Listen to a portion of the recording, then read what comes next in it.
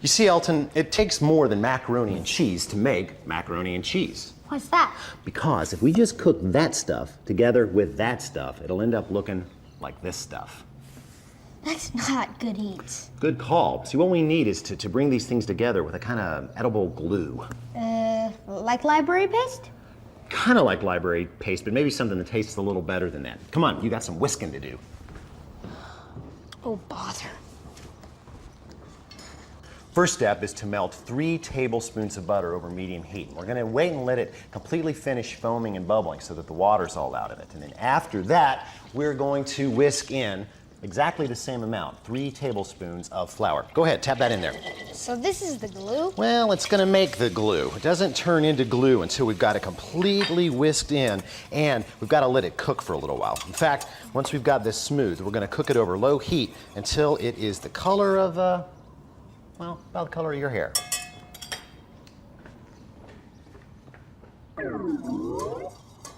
Now that looks like library paste. Yes, but it's not going to taste like library paste because you are going to add a tablespoon of dry mustard powder. Just dump that right in here. And half a teaspoon of paprika. That's the red stuff there. Perfect. Good, good. And about half a cup of chopped onions. Right in there. And 1 bay leaf. Perfect. We're also going to add in a teaspoon of kosher salt. There you go. Now kind of shake it to level it off. There you go. Dump that in. Perfect. Now we're going to bring that together into kind of a paste. There.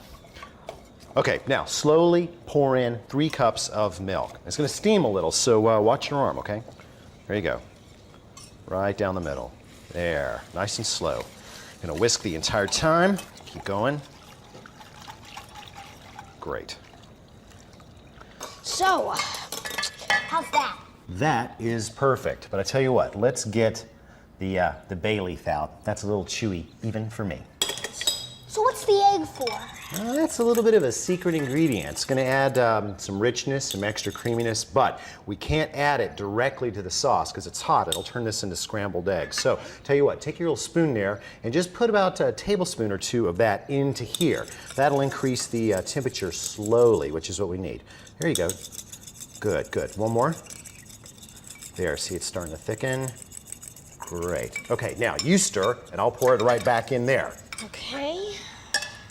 This is called tempering, and you do it with a lot of sauces. Whisk fast. Great. Now the last ingredient is, of course, the cheese. The cheese. But we're only going to add about 3/4 of it. We got to save some for the top. Keep stirring.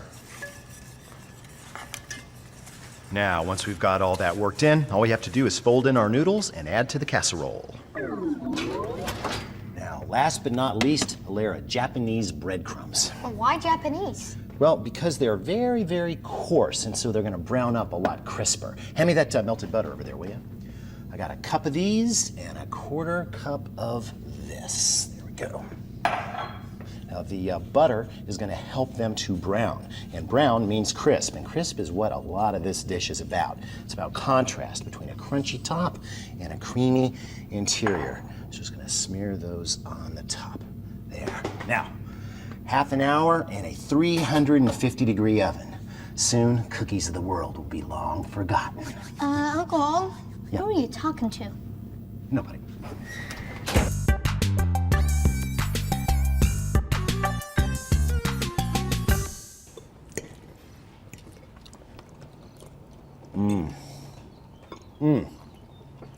So, what do you think?